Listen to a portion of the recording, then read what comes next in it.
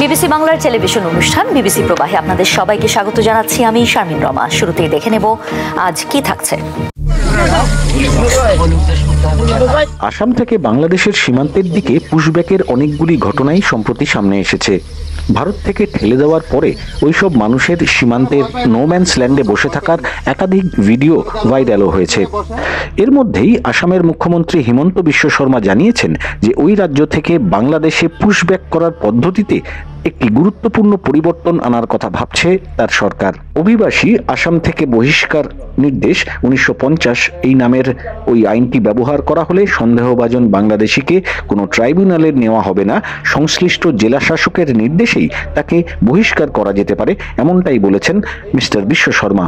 কিন্তু মূল স্থিতিটো হল যে এতিয়াৰ পৰা অসমত বিদেশী চিনাক্তকৰণৰ ক্ষেত্ৰত আমি দুটা ৰাস্তা ল'ম, এটা ট্ৰিব্যুনেল আৰু এটা ইলিগেল এক্সপালছন এক্ট 1950।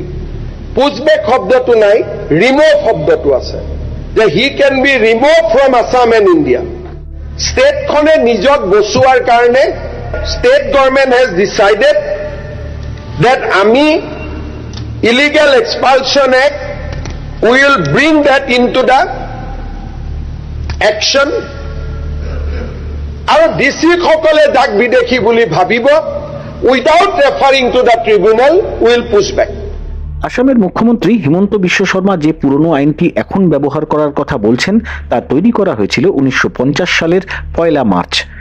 ওই আইনটি বাংলাদেশ তৈরি হওয়ার অনেক আগে পাকিস্তান আমলে তৈরি হয়েছিল। আসাম থেকে বহিষ্কারের কথা বলা হলেও ওই নির্দেশটি পুরো ভারতেই বলবৎ করা যাবে বলে লেখা আছে আইনটিতে।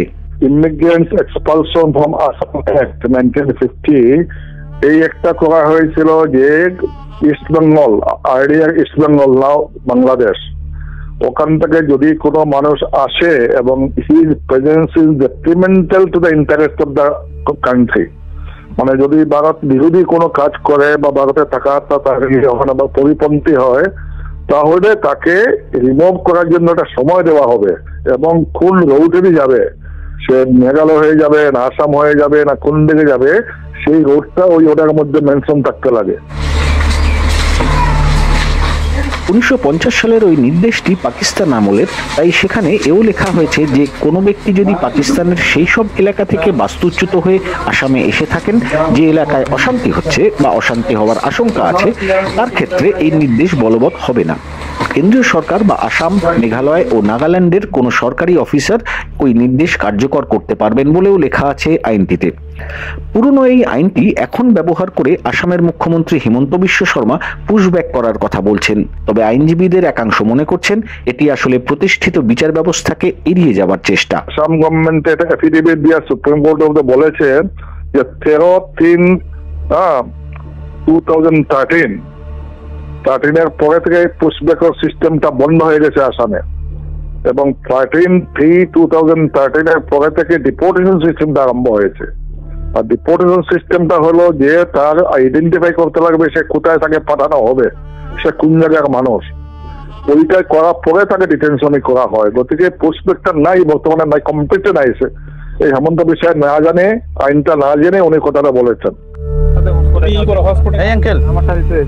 আসাম থেকে সম্প্রতি অনেক মানুষকেই বাংলাদেশে পুশব্যাক করা হয়েছে বলে সেখানকার মানবাধিকার সংগঠনগুলি যেমন জানাচ্ছে, তেমনি বিবিসির প্রতিনিধিরা এরকম বেশ কিছু পরিবারের সঙ্গে দেখা করেছে যাদের বাড়ির কোনো সদস্যকে পুশব্যাক করে দেওয়া হয়েছে।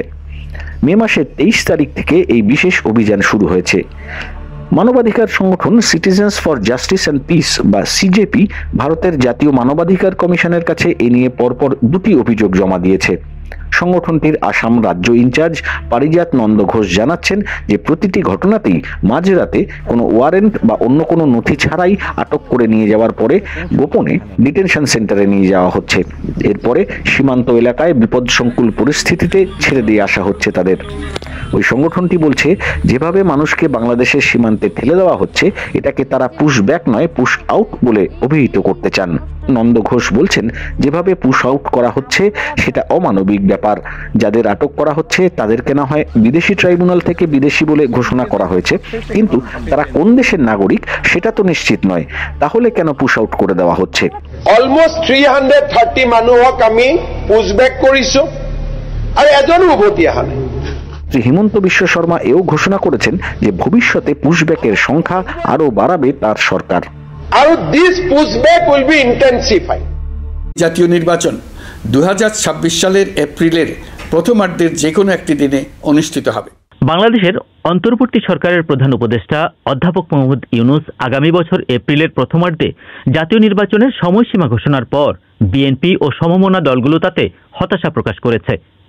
কিন্তু শেষ পর্যন্ত সবাই এই নির্বাচনের সময়সীমা মেনে নিলেও নির্বাচনটিকে অংশগ্রহণমূলক, অন্তর্ভুক্তিমূলক, উৎসবমুখর ও গ্রহণযোগ্য করার ক্ষেত্রে কি কি চ্যালেঞ্জ সরকারকে আগামী 10 মাসে মোকাবেলা করতে হবে সেই আলোচনাও এখন উঠছে।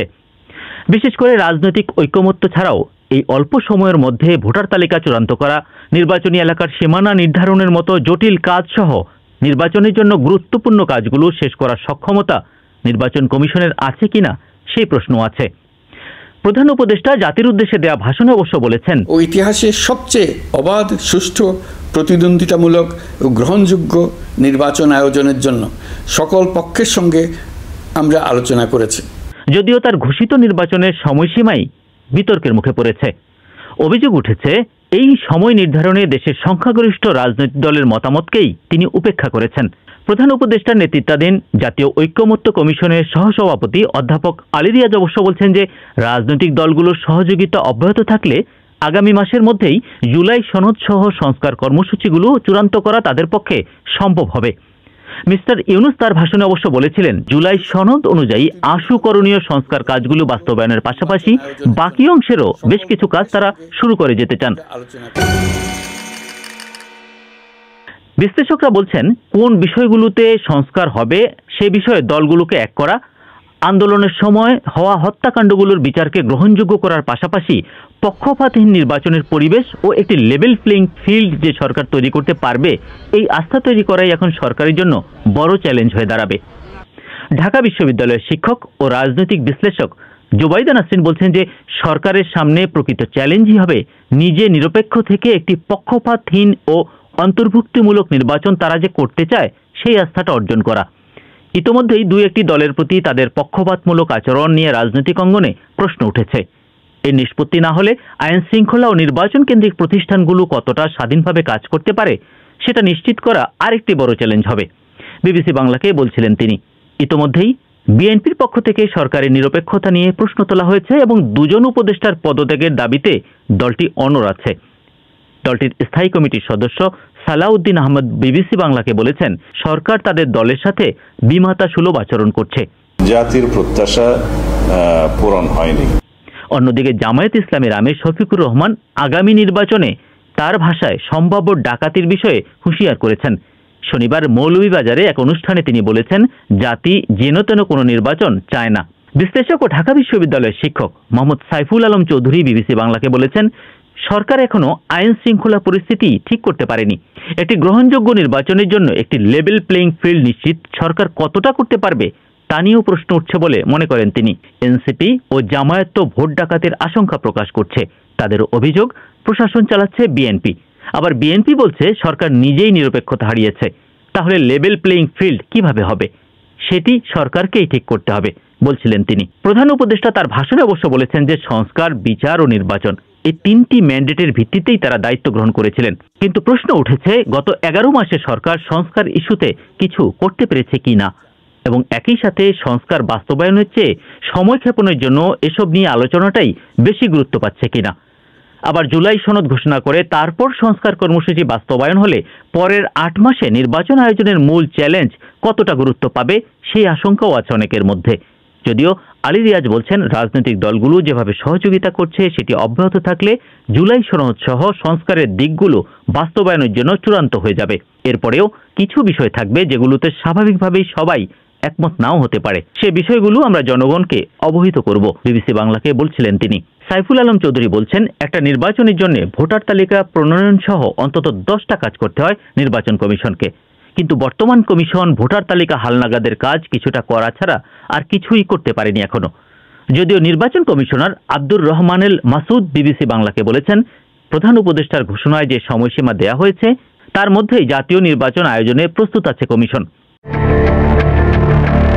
ভারত শাসিত কাশ্মীরের পেহেলগামে সশস্ত্র হামলার ঘটনার জেরে গত মে মাসের প্রথম সপ্তাহে ভারত তার চির প্রতিদ্বন্দ্বী ও পারমাণবিক শক্তিধর প্রতিবেশী দেশ পাকিস্তানের উপর বিমান হামলা চালায়। মাত্র 4 দিনেই শেষ হয় দুই পক্ষের এই সংঘাত। আমেরিকার মধ্যস্থতায় দুই দেশের মধ্যে যুদ্ধবিরতি হলেও উত্তেজনা নিরসন হয়নি। এই সংঘাতের পর এবার নিজ দেশের প্রতিরক্ষা খাতে ব্যয় বাড়িয়েছে পাকিস্তান। আগামী 2025-26 অর্থবছরে প্রতিরক্ষা খাতে 20% ব্যয় বাড়িয়েছে দেশটি। মঙ্গলবার পাকিস্তানের প্রধানমন্ত্রী শেহবাজ শরীফের সরকার তাদের সংসদে 2025-26 অর্থবছরের জন্য বার্ষিক ফেডারেল বাজেট উপস্থাপন করে। সে সময় এই ঘোষণা দেয়া হয়। তাতে বলা হয় 2025-26 সালের জুন জুলাই মাসে প্রতিরক্ষা খাতে 2.55 ট্রিলিয়ন রুপি বা $9 বিলিয়ন বরাদ্দ করা হয়েছে। এ খাতে গত অর্থ বছরের বাজেট বরাদ্দ ছিল 2.12 ট্রিলিয়ন রুপি। এবারের বরাদ্দ গত বছরের চেয়ে 20% বেশি। পাকিস্তান মূলত দুর্বল অর্থনীতির দেশ। প্রতি মুহূর্তে তারা অর্থনৈতিক চ্যালেঞ্জের সঙ্গে লড়াই করছে। এসব সত্ত্বেও আগামী বাজেটে তাদের প্রতিরক্ষা খাতের বরাদ্দ বাড়িয়ে প্রবৃদ্ধি বাড়ানোর প্রতি আরও মনোযোগ দিয়েছে, যা সামগ্রিক ফেডারেল ব্যয় 7% কমিয়ে 17.57 ট্রিলিয়ন রুপি বা $62 বিলিয়ন করবে। প্রায় 3 দশকের মধ্যে পারমাণবিক শক্তিধর প্রতিবেশী দেশ ভারতের সঙ্গে সবচেয়ে গুরুতর সংঘাত হয়েছে এবার। এরই প্রেক্ষিতে পাকিস্তান তার সামরিক শক্তিকে আরও বাড়াতে চায়। এর লক্ষ্যেই বাজেটে বরাদ্দ বেশি রেখেছে শেহবাজ সরকার। প্রধানমন্ত্রী এক বিবৃতিতে বলেছেন, এই যুদ্ধে ভারতকে পরাজিত করার পর এখন অর্থনৈতিক ক্ষেত্রেও দেশটিকে ছাড়িয়ে যেতে হবে। এবারের বাজেটে 2024-25 সালের জন্য লক্ষ্যমাত্রা 5.9% বিপরীতে এবারে জিডিপির 3.9% ঘাটতির পূর্বাভাস দেওয়া হয়েছে। মুদ্রাস্ফীতি 7.5% এবং প্রবৃদ্ধি 4.2% অনুমান করা হয়েছে। শুধু প্রতিরক্ষা ব্যয় বাড়ালেই হবে না, এটি পূরণ করতে উন্নয়ন ব্যয় কমাতে হতে পারে দেশটিকে, এমনটাই মনে করছেন অর্থনীতিবিদরা। কারণ পাকিস্তানকে তার বৃহত্তম রপ্তানি বাজার, আমেরিকার নতুন শুল্ক এসবকেই মোকাবেলা করতে হবে। আগামী বাজেটে 4.2% অর্থনৈতিক প্রবৃদ্ধির পূর্বাভাস দিয়েছে দেশটি। এর ফলে অর্থনীতি স্থিতিশীল হবে, কারণ দেশটি 2023 সালে ঋণখেলাপি হওয়ার ঝুঁকিতে ছিল। এই অর্থ বছরে প্রবৃদ্ধি সম্ভবত 2.7% হবে। পাকিস্তানের অর্থনৈতিক প্রবৃদ্ধি এই অঞ্চলের তুলনায় অনেক পিছিয়ে। এদিকে ভারতও তার 2025-26 অর্থ বছরে প্রতিরক্ষা খাতে ব্যয় 9.5% বাড়িয়ে $38.7 বিলিয়ন বরাদ্দ করেছে, যার মধ্যে পেনশন এবং সরঞ্জামের জন্য $21 বিলিয়ন বরাদ্দ রয়েছে। তবে এই ব্যয় আরও বাড়বে বলে ইঙ্গিত দিয়েছে ভারত। কেবল নির্দিষ্ট গোষ্ঠীর জন্য সিনেমা করছেন না, এরকম না ভাইয়া, আপনি মনে করছেন। আমি বলছি যে আমার দর্শক ভিন্ন, তারা আসবে দেখতে, এবং বাকি যারা আছে তারা বেসিকলি আমাকে দেখবে এবং আমার মূল কাজটা তাদের জন্য। তারা আমাকে দেখে অভ্যস্ততা তৈরি করবে যে একজন নায়িকা এরকমও হতে পারে যে আসলে স্ট্রেট ফরওয়ার্ড কথাও বলে, আবার সে পর্দার নায়িকাও হতে পারে। সবাইকে ঈদের শুভেচ্ছা, ঈদ মোবারক। বিবিসি বাংলার আয়োজনে সবাইকে স্বাগত জানাচ্ছি। আমি সৌমিত্র শুভ, আমার সঙ্গে রয়েছেন, আপনারা দেখতেই পাচ্ছেন, অভিনেত্রী, সুপরিচিত, তার অভিনয়ের জন্য খ্যাত এবং তার সামাজিক রাজনৈতিক অ্যাক্টিভিটি বা তৎপরতার জন্য ইদানিং তিনি আলোচিত বাংলাদেশে ব্যাপকভাবে, আজমেরী হক বাঁধন। বাঁধন, আপনাকে ঈদ মোবারক। কেমন আছেন? ঈদ মোবারক। আমি ভালো আছি, আপনি কেমন আছেন? ভালো আছি। আমরা আলোচনা শুরু করতে চাই, যেহেতু ঈদের সময়, বাঁধনের জীবনে ঈদ কেমন? একটা সময় ছিল ঈদ মানে আনন্দ, এখন আনন্দের পাশাপাশি দায়িত্বের পরিমাণটা বেড়ে গেছে। সো ওই দায়িত্ববোধটা না থাকলে হয়তো আনন্দটা আরেকটু বেশি হতো। ছোটোবেলার ঈদটা যেমন শুধুই আনন্দময় ছিল, আর এবারের ঈদে যেহেতু আমার একটা সিনেমা রিলিজ হয়েছে, সো একটু স্ট্রেস আছে।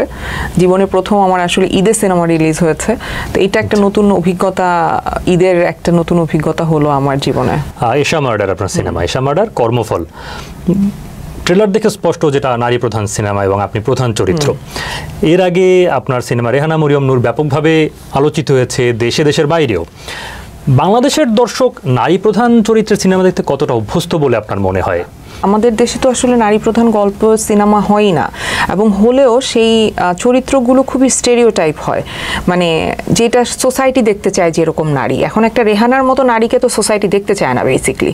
তো যখন এরকম একটা চরিত্রে কাস্ট হয় এবং সেই চরিত্র নিয়ে কেউ বড় পর্দায় আসে, তখন সেইটার রেসপন্স কিন্তু খুব মিশ্র রেসপন্স হয়। তো ওই রেসপন্সটা রেহানার ক্ষেত্রে ছিল। আর এইটার ক্ষেত্রে যেটা হয়েছে যে এশা মার্ডারের ক্ষেত্রে আমার কাস্টিংটাই খুবই মানে কঠিন ছিল, কারণ সানি ভাই এর আগে সবগুলো কাজ করেছে, সবই হচ্ছে মেল প্রোটাগনিস্ট নিয়ে, এবং তার একটা সিনেমায় সে আমাকে সেকেন্ড লিডের জন্য আসলে কাস্ট করতে চেয়েছিলেন 7-8 বছর আগে। তো তখন আমি তাকে বলেছিলাম যে যেদিন আপনি লিড ক্যারেক্টারটা মেয়েকে দিয়ে করাবেন সেই দিন আপনি আমার কাছে আসবেন। সো সে আসছে 6-7 বছর পর।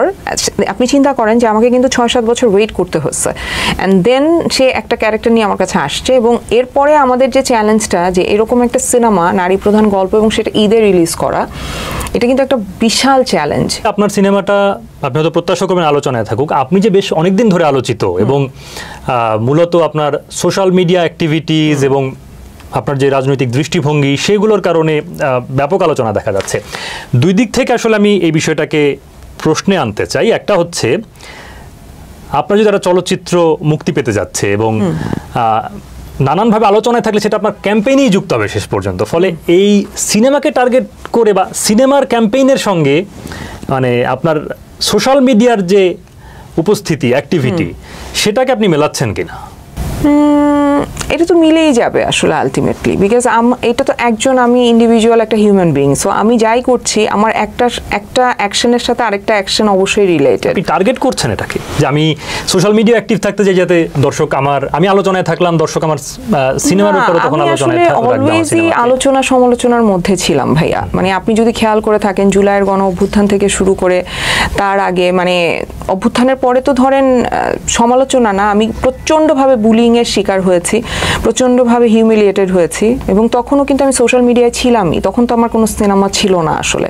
কিন্তু আমার কাছে যেটা মনে হয়েছে ভাইয়া, আমার যে দর্শন, আমি যা ফিল করি একজন নাগরিক হিসেবে বাংলাদেশের, আমি এটা মানুষকে এক্সপ্রেস করতে চাই, যার জন্য এবং আমি মাঝখানে আসলে অনেক ডিপ্রেসডও ছিলাম। আমার বর্ডারলাইন পার্সোনালিটি ডিসঅর্ডার আছে। সো আমি কিন্তু অ্যান্টি ডিপ্রেসেন্ট খাই। সো আমি খুবই মানে ডিপ্রেস ছিলাম প্রায় 7-8 মাস। আমি বের হতাম না, কারোর সাথে কথা বলতাম না, কিছু করতাম না। সো আলটিমেটলি গিয়ে যখন আমি আসলে একটু আমার এক্সাইটেড মুডে আসছি, তখন আমার মনে হয়েছে যে ওকে ফাইন, আমি কি ভাবছি আমি এগুলো বলতে চাই। সো তখন বলা শুরু করেছি আসলে। কিন্তু যখন সিনেমা একটা গণমাধ্যম অনেক মানুষের জন্য বানাচ্ছেন, তখন আপনি যেমন অকপটে আপনার অসুস্থতার কথা বলছেন, অকপটে আপনার রাজনৈতিক অবস্থান বা সামাজিক দৃষ্টিভঙ্গির কথা বলছেন, সেইগুলো আপনার দর্শক সংখ্যা কমিয়ে দেওয়ার একটা ঝুঁকি তৈরি করে না? অনেক করে। কিন্তু ভাইয়া এখানেই আমার পয়েন্টটা, সেটা হচ্ছে যে আমার দর্শক একদমই ডিফারেন্ট। এটা আমি একদম দৃঢ়ভাবে বিশ্বাস করি। আমি এটা রেহানা মারিয়াম নূর যখন রিলিজ হয়েছে আমি তখন দেখেছি। আমার দর্শকের আমার ফ্যান বেসটা একদম আলাদা। সো ওই ফ্যান বেসটা আমি তৈরি করেছি কিন্তু, এবং সেইটা তৈরি করতে আমার টাইম লেগেছে, বাট আমার একটা ফ্যান বেস কিন্তু তৈরি হয়েছে। সো আমি তাদের উপরেই বিশ্বাসী, এবং যারা আসলে ছুটে যাচ্ছে তাদের জন্যই আমার কাজটা করা। আসলে আমি চাই যে প্রতিটা মুহূর্তে আমার কোয়েশ্চেন, আমার স্টেটমেন্ট তাদেরকে ভাবাক।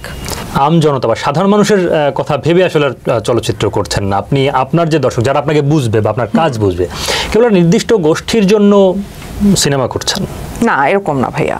আপনি মনে করছেন, আমি বলছি যে আমার দর্শক ভিন্ন, তারা আসবে দেখতে, এবং বাকি যারা আছে তারা বেসিক্যালি আমাকে দেখবে, এবং আমার মূল কাজটা তাদের জন্য। তারা আমাকে দেখে অভ্যস্ততা তৈরি করবে যে একজন নায়িকা এরকমও হতে পারে যে আসলে স্ট্রেট ফরওয়ার্ড কথাও বলে, আবার সে পর্দার নায়িকাও হতে পারে। 5 আগস্টের গণঅভ্যুত্থানের কথা আপনি বলছিলেন, কেবল গণঅভ্যুত্থান নয়, আপনার যে রাজনৈতিক তৎপরতা, সেটা আপনার এই শিল্প মাধ্যমে আপনার যে বিচরণ, তাতে কি ধরনের প্রভাব ফেলেছে? ইতিবাচক, নেতিবাচক? নেতিবাচক প্রভাব ফেলেছে অনেক, বিকজ আমাকে কাস্ট করতে মানুষ ভয় পায়। এমনিতেই আমার একটা ইমেজ আছে মিডিয়াতে যে আমি খুবই মুখরা, নায়িকা। সো যেহেতু আমি মুখরা নায়িকা, মানে নায়িকা মানে একটা ভালো মেয়ে হবে, লক্ষ্মী মেয়ে, যে মানুষের সাথে এইভাবে কথা বলবে না যে জাস্ট আপনি কেন এটা করলেন, এরকম কথা বলবে না। সে সুন্দর করে বলবে যে ভাইয়া এটা না করলেও পারতেন, কিন্তু আমি তো এভাবে বলবো না, আমি বলবো আপনি এটা কেন করলেন, এটা আপনি করতে পারেন না। সো এই যে আমি এই কথাটা বলবো, জাস্ট একই কথার দুইটা ভার্সন, এটাই মানুষ নিতে পারে না। সো আমার যেটা হয় যে আমাকে অনেক জায়গা থেকে কাস্টিং থেকে আমি বাদ পড়ি। ইভেন আপনি চিন্তা করতে পারবেন না, বিজ্ঞাপন দিয়ে কিন্তু আমাদের চলতে হয়, যেহেতু আমি যেই সব সিনেমা চুজ করি সেগুলো হচ্ছে কম বাজেটের সিনেমা হয়, তো আমার বিজ্ঞাপন দিয়ে আসলে আমার জীবিকা নির্বাহ করতে হয়। সো বিজ্ঞাপন এজেন্সি থেকে বা ক্লায়েন্টরা বলে যে তাদের প্রোডাক্টের ইমেজের সাথে আমি যাই না। কেন? বিকজ আমি অনেক স্ট্রং ক্যারেক্টার পার্সোনাল লাইফে। সো আমি যখন একটা ওয়াশিং পাউডার কিংবা ডিশ ওয়াশারের বিজ্ঞাপন করব, তখন ওই প্রোডাক্টটা আমার সাথে যায় না, আমি আসলে এগুলো করতে পারি না। সো আপনি বুঝতেছেন যে এই সিম্পল একটা প্রোডাক্টের বিজ্ঞাপনেও আমাকে কাস্ট করতে চায় না। সেখানে ধরেন কোনো একটা কাজে আমাকে কাস্ট করবে এবং আমার সাথে কাজ করা এত ইজিও না, আমি একটু ডিফিকাল্ট টু হ্যান্ডেল। এটাকে আরেকটু ব্যাখ্যা করা যায়, ডিফিকাল্ট টু হ্যান্ডেল বলতে কেমন? ডিরেক্টর যা বলছে সেটা শুনতে চাইছেন না, নিজের মতো করে ইম্প্রোভাইজ করতে চাইছেন? না, এরকম না। ডিফিকাল্ট টু হ্যান্ডেল মানে হচ্ছে যে যেটা আমার কাছে অন্যায় মনে হচ্ছে সেটা যখন আমি বলে ফেলছি, ধরেন আপনি আমার ডিরেক্টর, সো আপনি যা বলবেন আমি তাতেই জি হুজুর বলতে থাকবো। সো তখন এটা ইজি হয় যে ওকে ফাইন। কিন্তু আমি যখন আমার একটা মতামত দিব, আমি যখন বলবো যে না এটা মনে হয় এইটা হইতে পারে, কিংবা আমি বলবো যে আপনি কেন সময় মতো আসেন নাই, সো তখন এটা তাদের কাছে আসলে খুব দৃষ্টিকটু লাগে যে এটা কেন বলবে ও। আপনি কয়েকদিন আগে সামাজিক মাধ্যমে পোস্ট দিয়ে বলেছেন, আগের নির্বাচনগুলোর কথা বলেছেন, আওয়ামী লীগ আমলের যেগুলো বিতর্কিত হয়েছে, তাতে আপনার একরকম সেসব নির্বাচন অনুষ্ঠিত হয়েছে, প্রচারে আপনার অংশগ্রহণের কথা আপনি বলেছেন, এবং তারপরে এসে দেখা গেল যে আপনি ঠিক 180 ডিগ্রি ঘুরে সেই রেজিমের বিপক্ষেই মাঠে নেমেছেন। এই পরিবর্তনটা কেন হলো? আসলে আপনি যে কোনো দলকে সাপোর্ট করতে পারেন, এটা আপনার নাগরিক অধিকার, এবং অন্ধের মতো সাপোর্ট করবেন নাকি আসলে চোখ খোলা রেখে সাপোর্ট করবেন এটা আপনার ব্যক্তিগত স্বাধীনতা। এখন যখন আসলে জুলাইতে মানুষ মানে স্টুডেন্টদেরকে এবং সাধারণ মানুষকে গুলি করে পাখির মতো মেরে ফেলা হচ্ছিল, চূড়ান্তভাবে গণগ্রেফতার হচ্ছিল, এবং স্পেশালি রিয়া গোপের মৃত্যু আমাকে অনেক নাড়া দিয়েছে। বিকজ আমার মেয়ে ছাদে খেলতে যায় এবং আমরা বারান্দায় কোনো একটা শব্দ হলে আমরা কিন্তু গ্লাসের কাছে যাই দেখতে যে কি হয়েছে বাইরে। সো ওই মানুষগুলোর জায়গায় কিন্তু আমি আমার মেয়ে থাকতে পারতাম। তো ওর যখন গুলি লাগে তখনই এটা আমাকে নাড়া দিয়েছে। বাট যে মোমেন্টে ও মারা গেছে সম্ভবত 26 তারিখে। সো আমার তখন মনে হচ্ছে যে এই বাচ্চাটার জায়গায় একদম আমার মেয়েটা থাকতে পারতো। সো এইরকম করে, এবং মিথ্যাচারটা আমি নিতে পারতেছিলাম না সরকারের, যে মানে তখনকার প্রাক্তন প্রধানমন্ত্রী থেকে শুরু করে যত মন্ত্রী মিনিস্টার যারা ছিলেন তারা কনস্ট্যান্ট মিথ্যাচার করছিলেন, কনস্ট্যান্ট, এবং তারা মনে করছিলেন তারা যে মিথ্যাটা বলছে এটা বিশ্বাস করতে আমরা বাধ্য, কিংবা আমাদের ওই ক্যাপাবিলিটি নাই যে আমরা আসলে এই মিথ্যাগুলো ধরতে পারবো। এখন সেই আন্দোলনে আপনার সক্রিয় ভূমিকা এবং তারপর রাজনৈতিক পরিবর্তন ঘটলো, আপনি যেহেতু কন্ট্রিবিউট করেছেন ওই আন্দোলনে, সেই আন্দোলনের ফসল হিসেবে পরিবর্তনকে যদি আমরা দেখি, সেই ফসল নিয়ে আপনার এখন আবার আপনি সেইটা নিয়ে পাল্টা যে আশা হতো, আসলে রিগ্রেট করেন? আন্দোলনের জন্য অনুশোচনা হয় না, কারণ গণঅভ্যুত্থানটা জরুরি ছিল, যে আমরা একটা গণঅভ্যুত্থানের মাধ্যমে একটা স্বৈরাচারী সরকারের পতন ঘটানো সম্ভব হয়েছে বাংলাদেশে। কিন্তু নতুন যে সরকার গঠিত হয়েছে তাদের থেকে আমাদের যে অনেক এক্সপেকটেশন ছিল, অনেক হাই এক্সপেকটেশনস, সেটা তারা অ্যাচিভ করতে ব্যর্থ হয়েছেন। যেভাবে আসলে উগ্রপন্থী দলগুলোর মাথাচাড়া দিয়ে উঠছে সেটা আমাকে ভাবাচ্ছে। আমার নিরাপত্তা এবং আমার সন্তানের নিরাপত্তা কিংবা অন্য নারীর নিরাপত্তা নিয়ে আমি শঙ্কিত। কিন্তু এই দলগুলো তো আপনাদের সঙ্গে আন্দোলনে ছিল এবং তারা এই আন্দোলনের স্টেক হোল্ডার। আপনি যতখানি ভাবছেন যে আপনার কন্ট্রিবিউশন এই সরকার এসেছে, না ডেফিনেটলি আমি এটা স্বীকার করি। বিকজ আমি নিজে আমি যখন রাস্তায় স্লোগান দিতে গেছি, আমার পাশে মাদ্রাসার ছেলেরা স্লোগান দিতে গেছে। দেশটা তো ওদেরও, আমি বলছি না যে ওদের দেশ না, ওরা কোনো কিছু স্টেক হোল্ডার হতে পারে না, এটা বলার রাইট কিন্তু আমার নাই। দেশটা ওদেরও, যারা জন্মেছে এই দেশে তার দেশ। কিন্তু এই মানে দলগুলো মাথাচাড়া দিয়ে উঠতে পারার সাহসটা করেছে, কিংবা সেই সাহসটা করার পরে সরকারের যে অবস্থান, সেই অবস্থান আমাকে আশাহত করেছে। যে নারীর উপরে সহিংসতা হচ্ছে, মব হচ্ছে, যেভাবে নারীদেরকে রাস্তায় পেটাচ্ছে, লাথি মারছে, তাতে যে তাদের রেসপন্স হবে, সরকার পক্ষ থেকে যে একটা রেসপন্স হবে, দায়িত্ব নিয়ে কিছু একটা করবে, সেটা আমি দেখি নাই। সো এটা আমাকে অবশ্যই ভাবাচ্ছে। ব্যক্তি জীবনে আসি বাঁধন, আপনি অনেকদিন ধরে এই সিঙ্গেল মাদার হিসেবে মেয়েকে বড় করছেন। একটা সিঙ্গেল মাদারের জার্নি এই বাংলাদেশে এই আর্থসামাজিক বাস্তবতায় কেমন? ভয়ঙ্কর। কোন কোন অর্থে? সব অর্থে। তার মধ্যে যদি আপনার ধরেন বাচ্চার বাবা যদি আপনার ব্যাপারে একেবারে কোঅপারেট না করে, সেক্ষেত্রে তো এটা আসলে বিভৎস। কিন্তু আমি লাকি যে আমার আশেপাশে আমার বাবা মা আছে, আমার বাচ্চা স্কুল যেখানে পড়ে সেইটা অনেক সাপোর্টিভ। কিন্তু প্রথম দিকে তো আমাকে আসলে অনেক বেগ পেতে হয়েছে। এখন আমি এবং আমার মেয়ে আমরা মোটামুটি একটা স্টেবল জায়গায় চলে এসেছি, এবং আমার সমাজ আমাকে কিছুটা মেনে নিয়েছে। তারা মানে হয় না, আমি এটা খুব বলি যে আমার বাবা মা যেমন আমাকে মেনে নিতে বাধ্য হয়েছে, বিকজ আমার বাবা মা কিন্তু আমার সাথে তাদের এথিক্যাল জায়গা, মোরাল, তাদের বিলিফ সিস্টেম, এগুলো কিছু মিলে না। সো তারপরে তারা কিন্তু আমার সাথে একসাথে সাম্যাবস্থায় থাকে। সো আমি আমার দেশটাকে এইভাবে দেখতে চাই যে আমার সাথে আপনার হয়তো কিছুই মিলছে না, আপনার কোনো মতামতের সাথে আমি একমত না, বাট তারপরও আমি আপনার সাথে বসে একই টেবিলে খেতে পারবো, গল্প করতে পারবো, ডায়ালগ করতে পারবো। আমি এরকম বাংলাদেশ চাই। আপনি আপনার বিষণ্ণতার কথা বলছিলেন। সমাজ মাধ্যমে বা সামাজিক যোগাযোগ মাধ্যমে বিভিন্ন ব্যাপক ট্রল হয় এবং তার কোনোটা খুবই কুৎসিত। সেগুলো কিভাবে সহ্য করেন, সারভাইভ করেন? এটা উইথ টাইম আমার সহ্য হয়ে গেছে। এটা আমার কোপিং মেকানিজম। এটা আমি আমার থেরাপিস্টের সাথে বলেছিলাম যে আমি আসলে কেন এগুলো আমাকে প্রভাবিত করছে না। তো তখন সে বলেছে এটা তোমার কোপিং মেকানিজম, যে তোমাকে এত ট্রল করা হয়েছে, তোমাকে সারা জীবন আসলে এত বেশি মানুষ হার্ট করেছে যে তুমি মনে করো যে হার্ট করাটা তখন তুমি রিভার্স একটা রিয়াকশন হয় আমার, যে কেউ আমাকে হার্ট করলে আমি আরও সাহসী হয়ে উঠি। আমাকে কেউ যদি আঘাত করে কিংবা আমাকে বাধা দেয়, তাহলে আমার সাহস আরও 10 গুণ বেড়ে যায়। সো এইটা আমার কোপিং মেকানিজম। এবারের ঈদের পরিকল্পনা নিয়ে ধারণা দিন দর্শকদের, কি করছেন? বাঁধন ঈদ দায়িত্বের কথা অনেক বলেছেন, এর মধ্যে উদযাপনের ব্যাপার থাকে না? উদযাপন হচ্ছে সকালবেলা উঠে মা রান্না করবে, সেটা খাই, সেটা দিয়ে হচ্ছে সকালটা শুরু হয়। তারপর আমার যারা আত্মীয় স্বজন আছে তাদের বাসায় যাই। আর এইবার যেহেতু সিনেমা রিলিজ হয়েছে, হলে হলে ভিজিট করছি। এটা একটা নতুন অ্যাডিশন আমার লাইফে। আর এই তো, আর বেশিরভাগ সময় দেখা যায় যে আমার মেয়েকে নিয়ে হয়তো ঈদের পরে একটা ছুটিতে যাই। এইবার যেহেতু সিনেমা রিলিজ হয়েছে তাই যাওয়া হচ্ছে না, আর নতুন একটা কাজ শুরু করব, তো ওইটার জন্য আসলে সময় দিতে হবে, তাই এইবার আমাদের ছুটিটায় যাওয়া হচ্ছে না। আচ্ছা বাঁধন, অনেক ধন্যবাদ বিবিসি বাংলাকে সময় দেওয়ার জন্য। আপনাকেও ধন্যবাদ ভাইয়া। দর্শক, আপনারা শুনছিলেন আজমেরী হক বাঁধনের কথা। নানানভাবে তিনি আলোচিত। হয়তো এই আলোচনার মধ্যে আজকের তার এই সাক্ষাৎকার আরও কিছু রসদ যোগাবে। সঙ্গে থাকার জন্য ধন্যবাদ আপনাদের। বাংলাদেশের অন্তর্বর্তীকালীন সরকারের প্রধান উপদেষ্টা অধ্যাপক মোহাম্মদ ইউনূসের যুক্তরাজ্য সফরে বিএনপির ভারপ্রাপ্ত চেয়ারম্যান তারেক রহমানের সাথে বৈঠক নিয়ে গত কয়েকদিন নানা আলোচনা চলছিল। এমন অবস্থার মধ্যেই সোমবার রাতে দলটির স্থায়ী কমিটির বৈঠকে প্রফেসর ইউনূসের সাথে তারেক রহমানের বৈঠকের বিষয়টি চূড়ান্তও করা হয়। পরে মঙ্গলবার বিএনপির পক্ষ থেকে জানানো হয়, আগামী শুক্রবার লন্ডনের স্থানীয় সময় সকালে অনুষ্ঠিত হবে এই বৈঠকটি, যেখানে আলোচনা হবে নানা ইস্যুতে।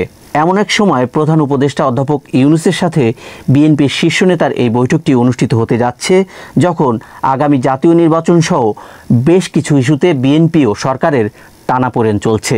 এই প্রশ্নে বিএনপি অবশ্য বলছে বৈঠকটি বিএনপি নয়, অনুষ্ঠিত হচ্ছে সরকারের ইচ্ছায়। ইনিশিয়েটিভটা আমাদের পক্ষ থেকে ছিল না। যেহেতু প্রধান উপদেষ্টা ব্রিটেন যাচ্ছেন, উনি মনে করেছেন যে উনি আমাদের চেয়ারম্যান সাহেবের সাথে ভারপ্রাপ্ত চেয়ারম্যান সাহেবের সাথে দেখা করবেন। তো এটা তো একটা সৌজন্যতা। বিএনপি নেতা সালাউদ্দিন আহমেদ এটিকে সৌজন্যতা বললেও বিএনপি মহাসচিব বিষয়টিকে দেখছেন আগামী দিনের রাজনীতির টার্নিং পয়েন্ট হিসেবে। মঙ্গলবার মিস্টার আলমগীর বলেছেন, প্রধান উপদেষ্টার সাথে তারেক রহমানের এই বৈঠক আগামী দিনের রাজনীতিতে নতুন মাত্রাও যোগ করতে পারে। এটা বাংলাদেশের যে রাজনৈতিক যে সংকটগুলো আছে এগুলোকে কাটিয়ে উঠতে একটা পজিটিভ ভূমিকা রাখতে পারে এই সাক্ষাৎকারটা। সাম্প্রতিককালে রাজনৈতিক যে প্রেক্ষাপট, যে অবস্থান, এটা একটা বড় ইভেন্ট। এটা একটা টার্নিং পয়েন্ট হতে পারে আপনার। গত কয়েক মাস ধরে চলতি বছরের ডিসেম্বরের মধ্যে আগামী জাতীয় সংসদ নির্বাচনের দাবি জানিয়ে আসছে বিএনপি। সম্প্রতি বিএনপি নেতা তারেক রহমানও এই দাবিতে দলের অনড় অবস্থানের কথা জানান ঢাকার এক মহাসমাবেশে। কিন্তু গত শুক্রবার জাতির উদ্দেশ্যে ভাষণে অধ্যাপক ইউনূস বলেন, জাতীয় নির্বাচন 2026 সালের এপ্রিলের প্রথমার্ধের যে কোনো একটি দিনে অনুষ্ঠিত হবে। এমন অবস্থায় দুই নেতার বৈঠকে কি নির্বাচনের তারিখ নিয়ে সংকট কাটবে কিনা সেই প্রশ্নই সামনে আসছে। সম্ভাবনা অনেক আছে, এখন এটা নির্ভর করবে আমাদের নেতৃবৃন্দের উপরে যে তারা এটাকে কিভাবে সেই সম্ভাবনার দিকে নিয়ে যাবে। তবে রাজনৈতিক বিশ্লেষকরা বলছেন, রাজনীতিতে শেষ বলে কিছু নেই। দুই নেতার বৈঠকে শুধু নির্বাচনের তারিখ নয়, সরকারের সাথে বিএনপির যে আস্থার সংকট তৈরি হয়েছে সেটিও দূর হতে পারে। এটা একটা শুভ উদ্যোগ। এটা দিয়ে সব সংকট মিটে যাবে সেটা আমি ভাবছি না, কিন্তু এই ধরনের আলোচনা অবশ্যই যে কোনো রকমের রাজনৈতিক সংকটের মোকাবেলার দিকে একটা ইতিবাচক উদ্যোগ বলে আমার কাছে মনে হয়। যে কারণে বিশ্লেষকরা এই বৈঠকটিকে আগামীর রাজনীতির গতিপথ নির্ধারণী বলেই মনে করছেন। 1971 সালে ভারত পাকিস্তান যুদ্ধ শুরুর প্রায় 2 মাস আগে দিল্লিতে একটি উচ্চ পর্যায়ের বৈঠক অনুষ্ঠিত হয়েছিল, যেখানে তৎকালীন প্রতিরক্ষা মন্ত্রী জগজীবন রাম, নৌবাহিনী প্রধান অ্যাডমিরাল এস.এম. নন্দ এবং ভারতীয় গোয়েন্দা সংস্থা রিসার্চ অ্যান্ড অ্যানালাইসিস উইং রয়ের প্রধান রামনাথ কাও অংশগ্রহণ করেছিলেন। ভারতীয় নৌবাহিনী গোয়েন্দা তথ্য পেয়েছিল যে পাকিস্তান করাচি বন্দরে একটি অত্যাধুনিক নৌ নজরদারি ব্যবস্থা স্থাপন করেছে। অ্যাডমিরাল নন্দা প্রধানকে জিজ্ঞাসা করলেন যে তিনি তার সূত্র থেকে এই বিষয়ে আরও তথ্য দিতে পারবেন কিনা। কাও জানতেন পাকিস্তানের নজরদারি ব্যবস্থার সক্ষমতা পরীক্ষা করার জন্য তার ছবির প্রয়োজন হবে। সাধারণ গুপ্তচররা এ ধরনের তথ্য সংগ্রহ করতে পারত না, এর জন্য বিশেষজ্ঞ গুপ্তচরের প্রয়োজন ছিল। এর জন্য কাওয়ের ডেপুটি শঙ্করন নায়ার বোম্বের একজন শীর্ষ এজেন্টের সাথে যোগাযোগ করেন এবং তাকে এই মিশনের দায়িত্ব দেন। 5 দিন পর এজেন্ট নায়ারের সাথে যোগাযোগ করে তাকে তার পরিকল্পনার কথা জানায় এবং আরও বলে যে সে এমন একজনকে চেনে যে এতে সাহায্য করতে পারে। পরিকল্পনাটি চূড়ান্ত করতে নায়ার নিজেই বোম্বে গিয়েছিলেন। নায়ার তার আত্মজীবনীমূলক বই Inside IB and the Rolling Stone that gathered মেসেজে লিখেছেন, বোম্বেতে আমার এজেন্ট আমাকে বলেছিলেন যে ডাক্তার কাওয়াসজি এই কাজে আমাকে সাহায্য করতে পারেন। এই পার্সিয়ান ডাক্তার প্রায় জাহাজ নিয়ে কুয়েত হয়ে পাকিস্তানে যেতেন। মজার ব্যাপার হলো, কেউ জানে না কেন এবং কিভাবে পাকিস্তানিরা কাওয়াসজির জাহাজকে তাদের বন্দরে আসতে দেয়। এর কারণ সম্ভবত এই যে কাওয়াসজির পরিবার 1880 সাল থেকে জাহাজ ব্যবসায় যুক্ত ছিল। তারা করাচি বন্দর থেকে ব্যবসা পরিচালনা করত, তার পরিবারও করাচিতে থাকত। দেশ বিভাগের পরেও এই সমৃদ্ধ পার্সিয়ান পরিবারের লোকেরা করাচি এবং মুম্বাইতেও ছিল। 2 মাস আগে কাওয়াসজি বিপাকে পড়েছিলেন যখন বোম্বে কাস্টমস কর্মকর্তারা তাকে তার জাহাজে অঘোষিত পণ্য বহন করার সময় ধরে ফেলেন। তার বিরুদ্ধে শুল্ক তদন্ত শুরু হয়, এতে তার বিশাল জরিমানা হওয়ার সম্ভাবনা ছিল। বোম্বে কাস্টমসের প্রধান শঙ্করন নায়ারের বন্ধু ছিলেন। নায়ার ফোনটা তুলে তার নম্বরে ডায়াল করলেন। স্বাভাবিক সৌজন্যের পর নায়ার তাকে তার সমস্যাটি জানালেন। 10 মিনিট পর সিদ্ধান্ত নেওয়া হয় যে তার গোপন তহবিল থেকে ডাক্তারের উপর আরোপিত জরিমানা পরিশোধ করবে এবং শুল্ক বিভাগ একটি চিঠির মাধ্যমে জানাবে যে ডাক্তারের বিরুদ্ধে মামলাটি বন্ধ করা হয়েছে। সেই চিঠিটি নিয়ে নায়ার তার 2 বিশ্বস্ত গোয়েন্দাকে নিয়ে ডিএন রোডে ডক্টর কাওয়াসজির ক্লিনিকে যান। তিনি নিজেকে ভারতীয় নৌবাহিনীর কমান্ডার মেনন হিসেবে পরিচয় দেন। নায়ার ডাক্তারকে বলেন, আমি আপনাকে কাস্টমস বিভাগের এই চিঠিটি দিতে পারি যাতে লেখা আছে যে আপনার বিরুদ্ধে মামলা প্রত্যাহার করা হয়েছে, তবে এর জন্য আপনি আমার একটি ছোট কাজ করে দেবেন। কমান্ডার মেননের চরিত্রে অভিনয় করা শঙ্করন নায়ার ডাক্তারকে বলেছিলেন, আপনি এটা করতে অস্বীকৃতি জানাতে পারেন, সেক্ষেত্রে আমি এই চিঠিটি পুড়িয়ে ফেলব এবং আপনার বিরুদ্ধে তদন্ত শুরু করা হবে। ডক্টর কাওয়াসজি বুঝতে পারলেন যে নায়ারের প্রস্তাব গ্রহণ করা ছাড়া তার আর কোনো উপায় নেই। অনুষা নন্দকুমার এবং সন্দীপ সাকেত তার দ্য ওয়ার দ্যাট মেড বইয়ে লিখেছেন, ডাক্তার কাওয়াসজি নায়ারকে জিজ্ঞাসা করেছিলেন, আপনি আমার কাছ থেকে কি চান? নায়ার বলেছিলেন যে আপনার পরবর্তী পাকিস্তান ভ্রমণে আপনি আমার 2 জন লোককে আপনার জাহাজে নিয়ে যাবেন। এই ভ্রমণ 2 দিন পর শুরু হবে। ডাক্তার তাকে অন্তত সেই লোকদের নাম বলতে বলেন। নায়ার বলেছিলেন যে তাদের নাম রড এবং মরিয়ার্টি। তাদের আসল নাম ছিল রাও এবং মূর্তি। রাও ছিলেন নায়ারের নৌ সহকারী আর মূর্তি ছিলেন রয়ের ফটোগ্রাফি বিভাগের একজন বিশেষজ্ঞ। 2 দিন পর পরিকল্পনা অনুযায়ী কাওয়াসজি তার 2 নতুন সঙ্গী রড এবং মরিয়ার্টিকে নিয়ে একটি ছোট জলযানে করাচির উদ্দেশ্যে রওনা হন। তারা পাকিস্তানি জলসীমায় প্রবেশ না করা পর্যন্ত কোনো বড় ঘটনা ঘটেনি। অনুষা এবং সন্দীপ তাদের বইতে লিখেছেন, ওই সময় পাকিস্তানিরা জানতে পেরেছিল যে ভারত একটি নতুন গোয়েন্দা সংস্থা তৈরি করেছে যার সাহসী এবং কঠিন মিশন পরিচালনা করার ক্ষমতা রয়েছে, কিন্তু তারা তখনও নতুন সংস্থার নাম জানতে পারেনি। কাওয়াসজির জাহাজ করাচি বন্দরে নোঙর করার সাথে সাথেই একজন পাকিস্তানি সিআইডি ইন্সপেক্টর তার 2 সহকর্মীর সাথে জাহাজে উঠে পড়েন। তাদের দেখার পর ডাক্তার ঘাবড়ে গেলেন। কয়েক মিনিটের মধ্যেই পাকিস্তানি অফিসাররা জাহাজটি পরিদর্শন করেন। যখন তিনি তাদের কাগজে উল্লেখিত 2 জন ব্যক্তিকে বার্থে খুঁজে পাননি, তখন তিনি তাদের সম্পর্কে জিজ্ঞাসাবাদ করেন। অনুষা নন্দকুমার এবং সন্দীপ সাকেত লিখেছেন, এই লোকেরা জাহাজে লুকিয়েছিল কারণ তারা চাইছিল না যে পরিদর্শকরা তাদের লক্ষ্য করুক। পরিদর্শক জিজ্ঞাসা করলেন তারা কোথায়। কাওয়াসজি বললেন যে তারা অসুস্থ, তাই আইসোলেশনে আছেন। পরিদর্শক তার অধস্তনদের বললেন সেখানে গিয়ে তাদের পরীক্ষা করে দেখো। এর জবাবে ডাক্তার বললেন, আমি তোমাদের যেতে দিতে পারবো না। তারা দুজনই চিকেন পক্স রোগী। ভ্রমণের সময় প্রথমে তাদের একজন এই রোগে আক্রান্ত হয়েছিল, তারপর অন্যজনও আক্রান্ত হয়েছে। আমরা তাদের আলাদা করে রেখেছি এবং সুস্থ না হওয়া পর্যন্ত আইসোলেশনে রেখেছি।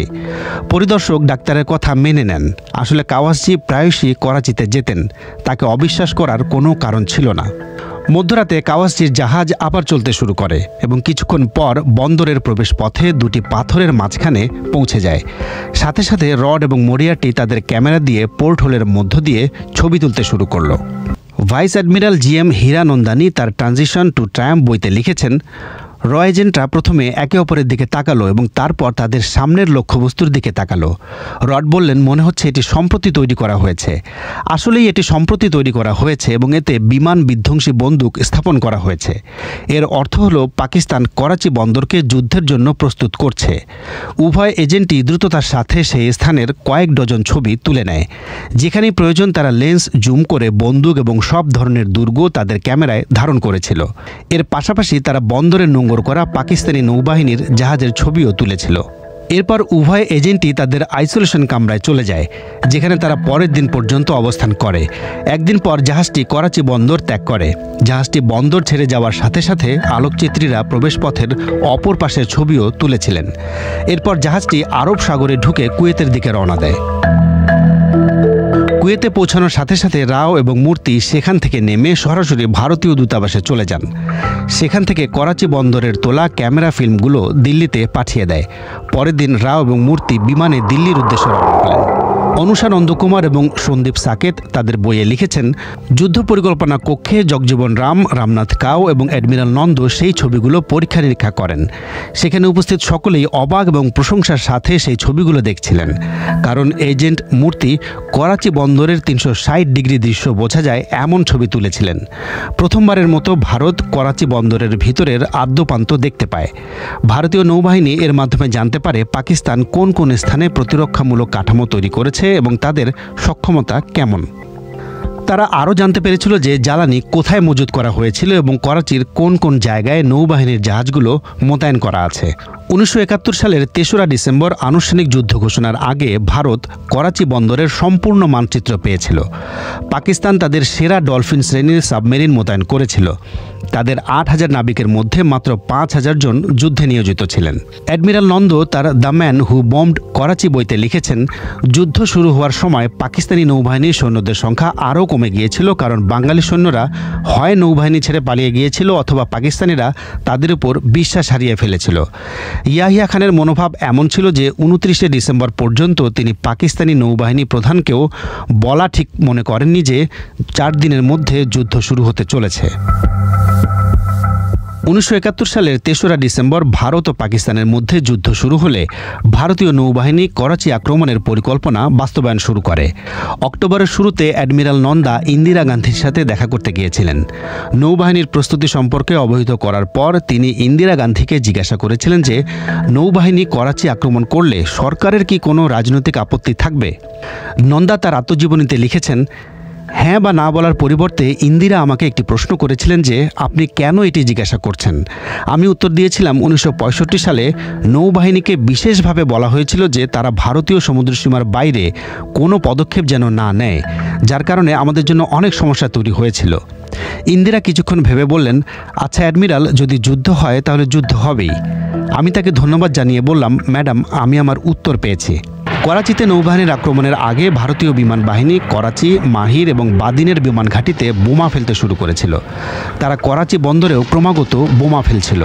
অ্যাডমিরাল নন্দা লিখেছেন, আসলে এটি পরিকল্পনার অংশ হিসেবে করা হচ্ছিল যাতে পাকিস্তানের মনোযোগ বিমান যুদ্ধের দিকে ঘুরিয়ে দেয়া হয় এবং তারা অনুমানও করতে না পারে যে আমাদের জাহাজগুলি একটি পূর্ব নির্ধারিত লক্ষ্যবস্তু নিয়ে করাচির দিকে এগিয়ে যাচ্ছে। আমি করাচিকে আমার হাতের তালুর মতো চিনতাম, কারণ আমি সেখানে আমার শৈশব কাটিয়েছি। দ্বিতীয়ত, আমার গোয়েন্দা সূত্রগুলো আমাদের এই জায়গা সম্পর্কে খাঁটি তথ্য সরবরাহ করেছিল।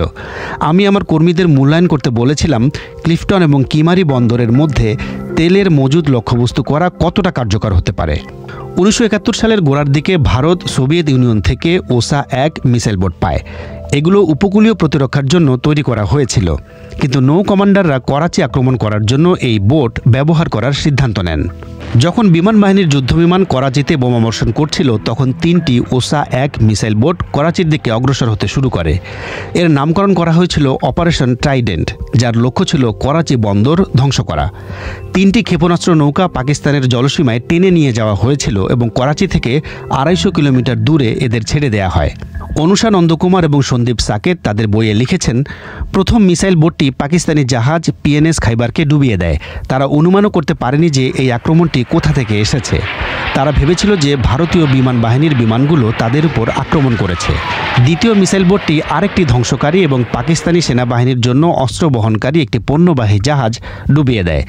তৃতীয় মিসাইল বোট করাচি বন্দরের তেলের ট্যাঙ্কগুলোতে হামলা করে। রাও এবং মূর্তির তোলা ছবিগুলো এই আক্রমণে তাদের অনেক সাহায্য করেছিল।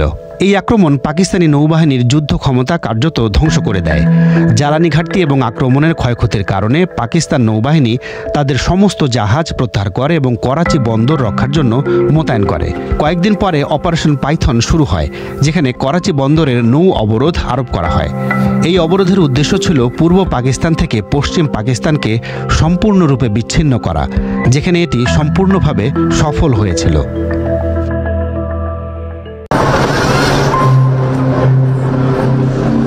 লস অ্যাঞ্জেলেসের মেয়র ক্যারেন ব্যাস অভিবাসন অভিযানের বিরুদ্ধে চলমান বিক্ষোভকে কেন্দ্র করে লুটপাট ও সহিংসতা ঠেকাতে আংশিক কারফিউ ঘোষণা করেছেন।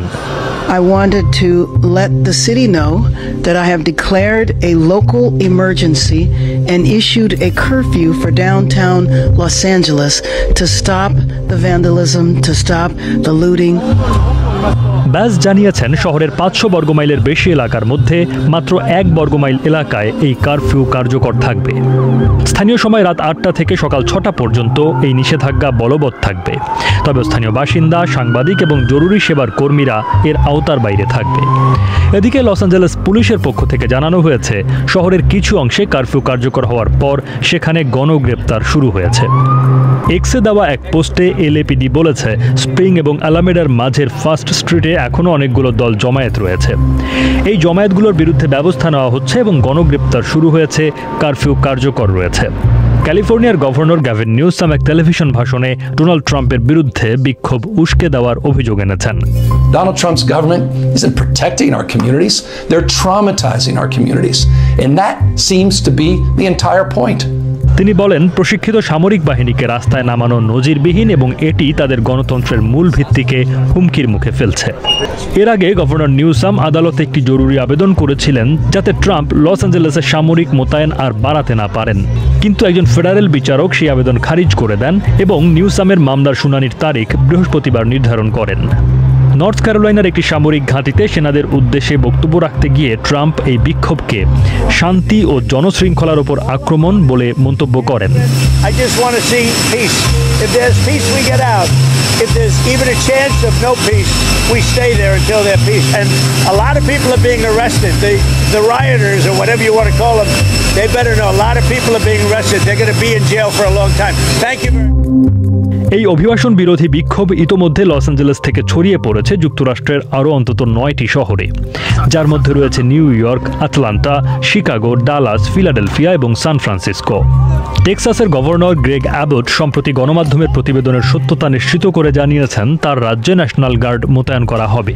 এক্সে দেওয়া পোস্টে অ্যাবট লিখেছেন, টেক্সাসের বিভিন্ন স্থানে শান্তি ও শৃঙ্খলা নিশ্চিত করতে ন্যাশনাল গার্ড মোতায়েন করা হবে।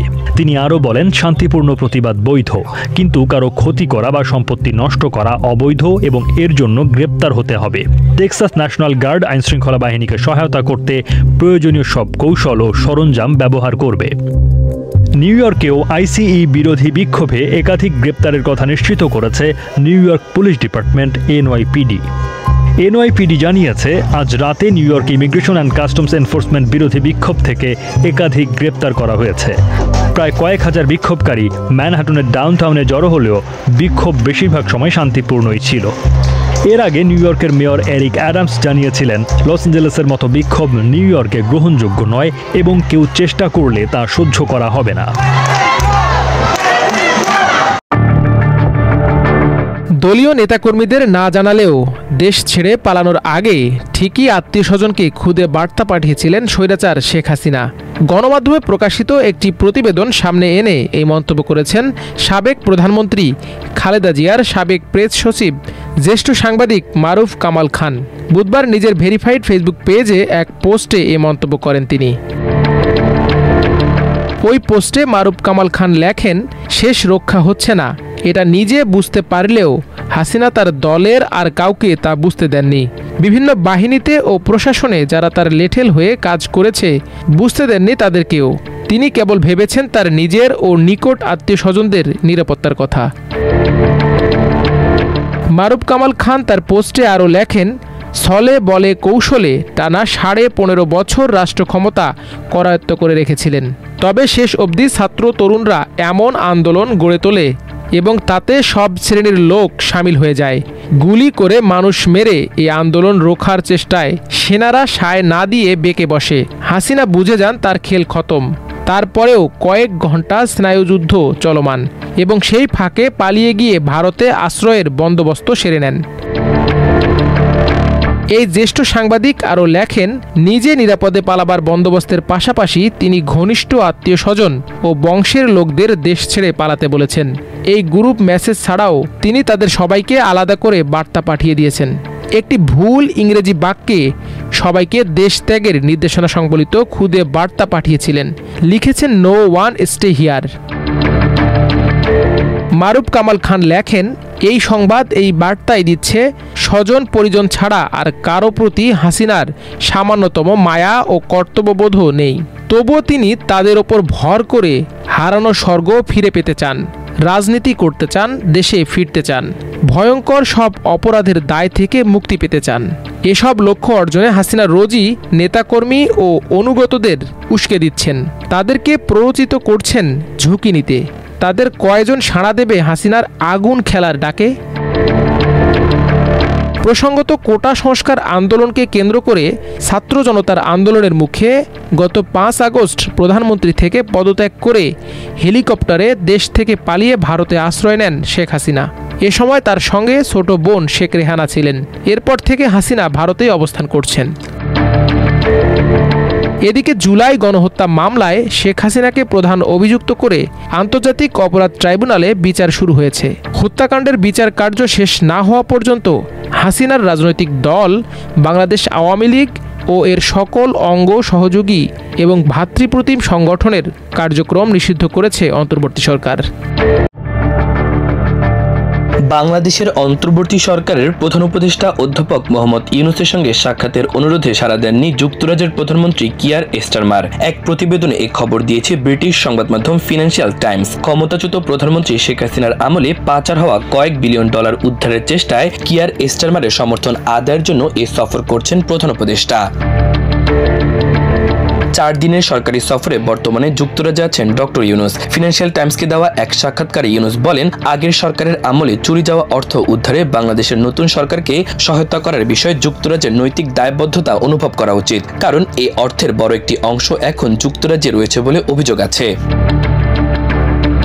ইউনুস ফিনান্সিয়াল টাইমসকে বলেছেন স্টারমার এখনো তার সঙ্গে সাক্ষাৎ করতে রাজি হননি। অবশ্য স্টারমারের সঙ্গে তার সরাসরি কথা হয়নি। তবে ইউনুস এও বলেছেন পাচারের অর্থ ফেরাতে বাংলাদেশের চেষ্টায় স্টারমার যে সমর্থন দেবেন সে বিষয়ে তার কোনো সন্দেহ নেই, কারণ তার ভাষায় এগুলো চুরির টাকা। ফিনান্সিয়াল টাইমস লিখেছে অধ্যাপক ইউনুসের সঙ্গে সাক্ষাৎ করার কোনো পরিকল্পনা যে স্টারমারের আপাতত নেই, যুক্তরাজ্য সরকারের কর্মকর্তারা সেটি নিশ্চিত করেছেন। তবে এই বিষয়ে আর কোনো মন্তব্য করতে তারা রাজি হননি।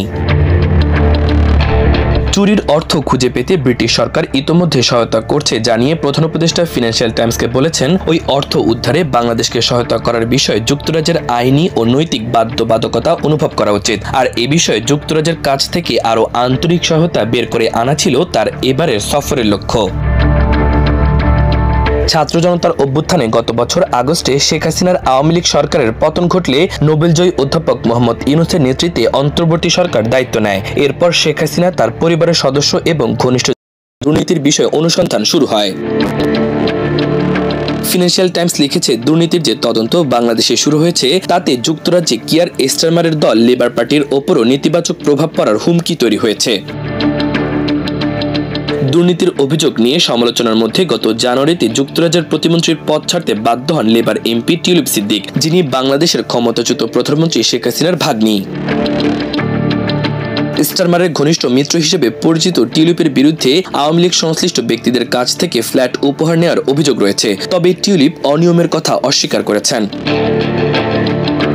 এই মাসের শুরুতে প্রধান উপদেষ্টা ইউনুসকে চিঠি দিয়ে লন্ডন সফরের সময় তার সঙ্গে সাক্ষাৎ করতে চেয়েছেন টিউলিপ। এই ব্রিটিশ এমপি বলছেন বাংলাদেশে তার বিরুদ্ধে তদন্ত শুরু করে দুর্নীতি দমন কমিশন যে ভুল বোঝাবুঝি তৈরি করেছে ইউনুসের সঙ্গে সাক্ষাৎ হলে তা তিনি দূর করতে পারবেন। তবে ইউনুস ফিনান্সিয়াল টাইমসকে বলেছেন টিউলিপ সিদ্দিককে তিনি সাক্ষাৎ দেবেন না। এটা একটা আইনি বিষয়, একটা আইনি প্রক্রিয়া। এটা আমার ব্যক্তিগতভাবে যুক্ত হওয়ার মতো কোনো বিষয় না। ইউনুস অভিযোগ করেন গত 16 বছরের শাসনামলে শেখ হাসিনা তার ক্ষমতাকে তার আত্মীয় স্বজন ও ঘনিষ্ঠজনদের জন্য অর্থ আত্মসাতের সুযোগে রূপান্তরিত করেছিলেন। এটা ছিল বড় ধরনের এক লুটপাট প্রক্রিয়া। বাংলাদেশ সরকারের হিসেবে শেখ হাসিনার শাসনামলে প্রায় $234 বিলিয়ন দেশ থেকে পাচার হয়েছে, যা বড় একটি অংশ গেছে যুক্তরাজ্যে। ইউনুস বলছেন কানাডা, সিঙ্গাপুর, ক্যারিবীয় অঞ্চল ও মধ্যপ্রাচ্য এই চুরি যাওয়া অর্থের গন্তব্য ছিল।